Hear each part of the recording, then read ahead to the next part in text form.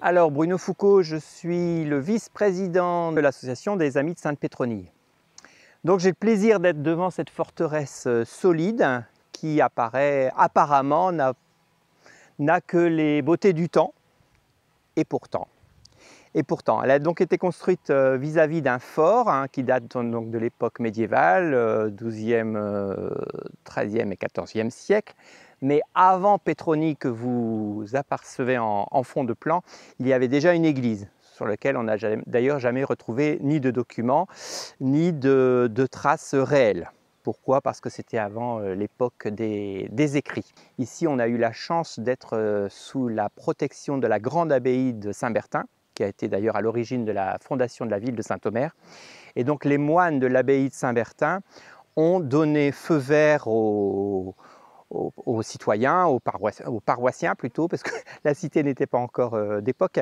Elle a donné feu vert pour que les gens d'époque construisent une église. L'église Sainte-Pétronille a été dans un premier temps construite de façon chronologique, on va dire. Les écrits nous disent que d'abord il y a eu la face nord qui a été construite, la nef nord avec les vitraux figuratifs qui sont accolés. Il y a eu la nef centrale avec la volonté d'y mettre un donjon pour pouvoir surveiller les ennemis qui y venaient régulièrement, puisque même avant les invasions anglaises, il y avait de part et d'autre des gens qui vivaient de rapines et de vols et de larcins. L'annonce de guerre entre le roi de France et roi d'Angleterre, donc matérialisée par la guerre de 100 ans, a eu un effet d'effroi sur la population des pauvres villages des environs. Et il y a eu une demande qui a été faite auprès des administrateurs de l'Église qui ont relayé au pape Urbain la volonté de construire une forteresse défensive. C'est à ce moment-là que le fort d'Accoin a eu raison d'être et a eu autorisation de s'ériger. Parallèlement à ça, Pétronille avait construit son donjon fortifié avec à l'intérieur des pièces de garde qui pouvaient aussi servir pour y installer des guetteurs.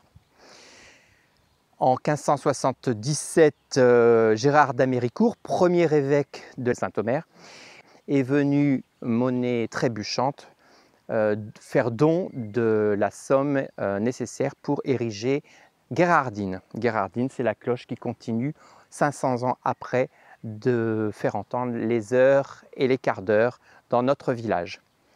À la suite de ça, il y a eu une deuxième cloche, puis à la Révolution, 4 cloches étaient présentes dans le clocher. Elles sonnent pour vous. Mais l'effet de la Révolution française ont fait que les 3 cloches plus petites ont été enlevées pour être fondues, comme dans la plupart des constructions de l'époque. Une campagne de restauration après la Révolution en 1800-1900. Parallèlement à ça, le fort est devenu une ferme agricole et l'église a eu, au fur et à mesure de la vie des curés qui étaient en fonction dans ce bâtiment, a eu des petites rénovations, tantôt sur les gouttières, tantôt sur les chéneaux, tantôt sur les portes d'accès, tantôt sur les vitraux. Rien d'équivalent à ce qu'aujourd'hui l'association des Amis de Sainte-Pétronille réclame, car aujourd'hui les besoins sont immenses.